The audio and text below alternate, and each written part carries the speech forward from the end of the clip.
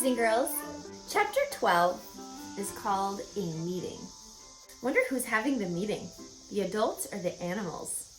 One evening, a few days after the writing had appeared in Charlotte's Web, the spider called a meeting of all the animals in the barn cellar. I shall begin by calling the roll. Wilbur, here, said the pig. Gander, here, here, here, said the gander. You sound like three ganders, muttered Charlotte. Why can't you just say here? Why do you have to repeat everything? It's my idiosyncrasy, replied the gander. Goose, said Charlotte. Here, here, here, said the goose. Charlotte glared at her. Goslings, 1 through 7. Beep, beep, beep, beep, beep, beep, beep, beep, beep, beep, beep, beep, beep, beep, beep, beep, beep, said the goslings. This is getting to be quite a meeting, said Charlotte. Anybody would think we had 3 ganders, 3 geese, and 21 goslings. Sheep? Hee-haw, answered the sheep all together. Lambs? Hee-haw, answered the lambs all together. Templeton? No answer. Templeton? No answer. Well, we are all here except the rat, said Charlotte. I guess we can proceed without him. Now, all of you must have noticed what's been going on around here in the last few days. The message I wrote in my web praising Wilbur has been received. The Zuckermans have fallen for it, and so has everybody else. Zuckerman thinks Wilbur is an unusual pig, and therefore he won't want to kill him and eat him.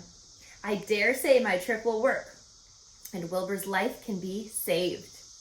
Hooray! Cried everyone.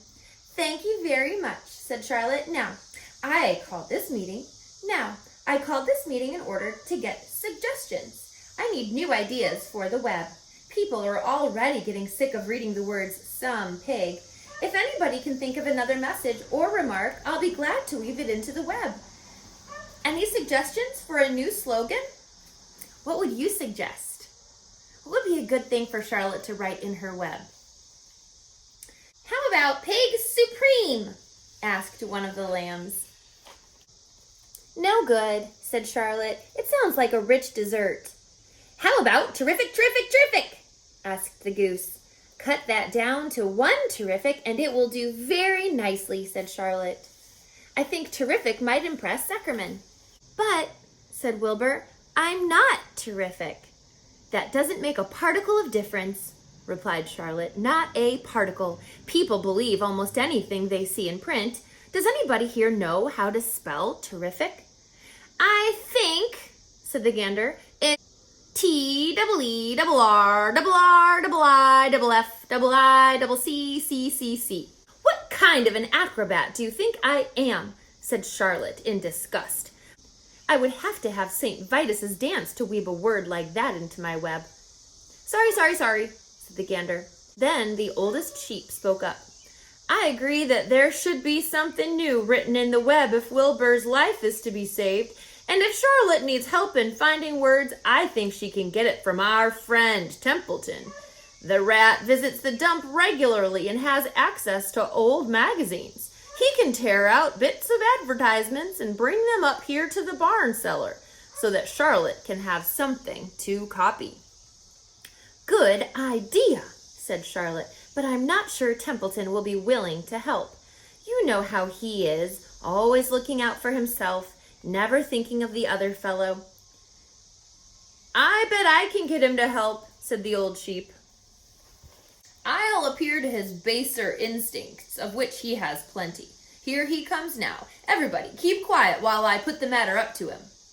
The rat entered the barn the way he always did, creeping along close to the wall. What's up? He asked, seeing the animals assembled. We are holding a directors' meeting, replied the old sheep. Well, break it up, said Templeton. Meetings bore me. And the rat began to climb a rope that hung against the wall. Look, said the old sheep, next time you go to the dump, Templeton, bring back a clipping from a magazine. Charlotte needs new ideas so she can write messages in her web and save Wilbur's life. Let him die, said the rat. I should worry.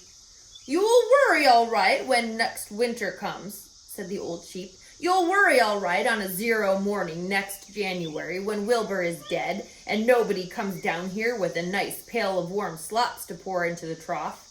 Wilbur's leftover food is your chief source of supply, Templeton. You know that. Wilbur's food is your food. Therefore, Wilbur's destiny and your destiny are closely linked.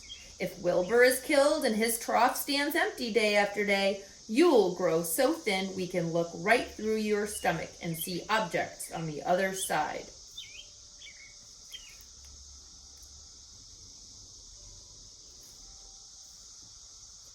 Templeton's whiskers quivered.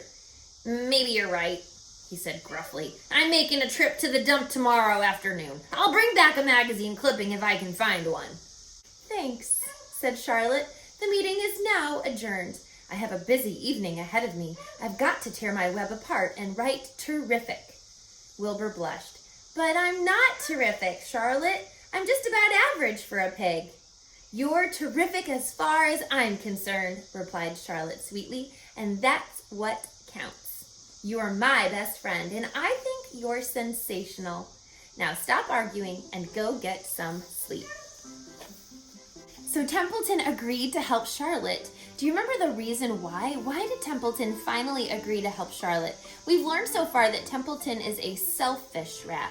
That means he's really living life for himself. He's not thinking about other animals in the barn cellar to help. But what about what Old Sheep said made him reconsider? Let's find out what happens in chapter 13. It's called Good Progress.